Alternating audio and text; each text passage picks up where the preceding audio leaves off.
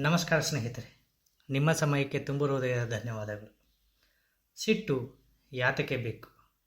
ಸಿಟ್ಟು ಹೇಗೆ ಅಂದರೆ ಯಾವಾಗಲೂ ಇನ್ನೊಬ್ಬರ ಕಡೆಗೆ ಬಟ್ ಮಾಡಿರಬಹುದು ಅಥವಾ ಮಾಡದೇ ಇರಬಹುದು ಎಡವಟ್ಟು, ಒಪ್ಪಿಕೊಳ್ಳದ ನನ್ನ ಮನಸ್ಸಿನ ಅಹಮ್ಮನ ಪಟ್ಟು.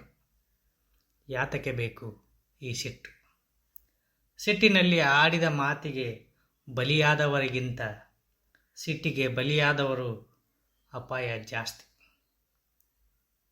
ಯಾವಾಗಲೂ ಸಿಟ್ಟಿನಿಂದ ಇದ್ದರೆ ಸಾಧನೆ ಇಲ್ಲದೆ ಪಡೆಯುವಂಥ ಬಿರುದು ಸಿಡುಕ ಎಂಬುದು ತಮಗೆಲ್ಲರಿಗೂ ಗೊತ್ತಿರುವಂಥದ್ದೇ.